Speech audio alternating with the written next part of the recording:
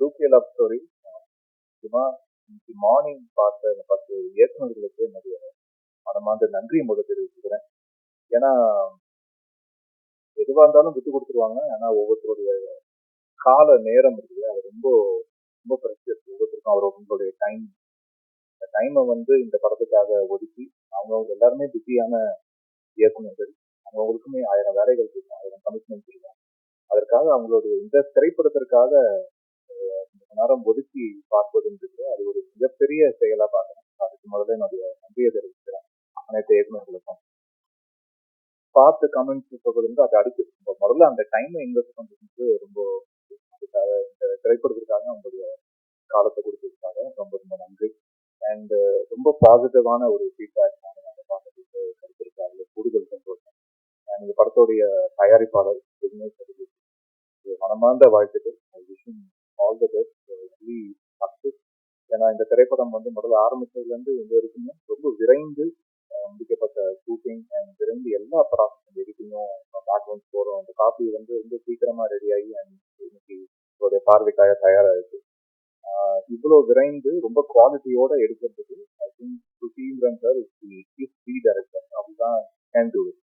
இதை இவ்வளோ குவாலிட்டியோட full of பண்ணக்கூடிய டேரக்டரை சுஜிதாரா மட்டும் தான் முடியும். இவ்வளோ எக்ஸ்பீரியன்ஸோட ஆர்டிஸ்ட் பெர்ஃபார்மன்ஸ், அது நியூ ஃபேஸ் ஆனாலும் எக்ஸ்பீரியன்ஸான ஆர்டிஸ்ட் ஆனாலும் அவங்க கிட்ட இருந்து பெர்ஃபார்மன்ஸ் எக்ஸ்ட்ராக்ட் பண்ணுறது அது சுஜிதாருக்கு ஒரு கைவந்த கலை.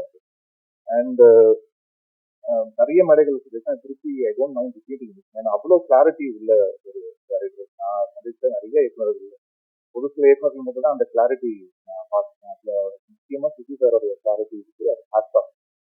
அந்த கிளாரிட்டி இருக்கிறதுனால தான் அது இவ்வளோ விரைந்து ஒரு படம் இப்படி ஒரு குவாலிட்டியோட முடிஞ்சது. And director with listening ear, அவர் காது கொடுத்து கேட்பாரு உங்களுடைய காமெண்ட்ஸ் என்னென்ன ஃபீல் பண்றாங்க, அவங்களுடைய ஃபீட்பேக் அது எப்படி இம்ப்ளிமெண்ட் பண்ண முடியுமா, அது படத்துடைய பெட்டர்மெண்ட்டுக்கு சரியா இருக்குமா, அதுக்குன்னு சொல்ற எல்லாரும் சொல்ற கமெண்ட்ஸையும் இன்க்ளூட் பண்ணி அதை இம்ப்ளிமெண்ட் பண்ணி அதை மாற்றிட ஆளும் கிடையாது. இது தெரியும் எது நம்ம கரெக்டா இன்க்ளூட் எடுத்துக்கலாம், எது நம்ம இந்த படத்தோடைய அவுட்புட்டுக்கு அது காம்ப்ளிமெண்ட் பண்ணுன்ற ஒரு கிளாரிட்டி உள்ள ஒரு டேரக்டர்.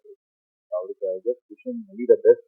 அவருக்கு அதான் சொல்றேன், போன நிறைய நம்ம நிறைய நண்பர்கள் இருக்காங்க. நண்பர்கள் எல்லாமே தூய நண்பர்களா, அவங்க நிச்சயமா இவர் வெற்றி பெறணும், நல்ல வெற்றியோடும் சுகத்தோடும் தளத்தோடும் இருக்கணும் அப்படின்னு மனதார ஆசைப்படுற பல நண்பர்கள்ல நானும் ஒரு நண்பர். All the best. அண்ட் இந்த படத்தை ரிலீஸ்க்கு கொண்டு வந்த தனஞ்சயன் சாருக்கு கோடான கோடி. ஏன்னா ஒரு நியூ ஃபேஸ் படம், ஒரு ஃப்ரெஷ் காம்போவுக்கு ஒரு பெரிய என்டார்ஸ்மெண்ட்டே ஒரு தேர்ட் பர்சனுடைய பெர்ஸ்பெக்டிவ்ல உள்ள ஒரு படத்தை பார்த்து அதை பிடிச்சி இந்த படத்தை நான் ரிலீஸ் பண்றேன்னு முன் வரும்போது தான் அதுக்கு பெரிய ஒரு என்டார்ஸ்மெண்ட் கிடைக்குது.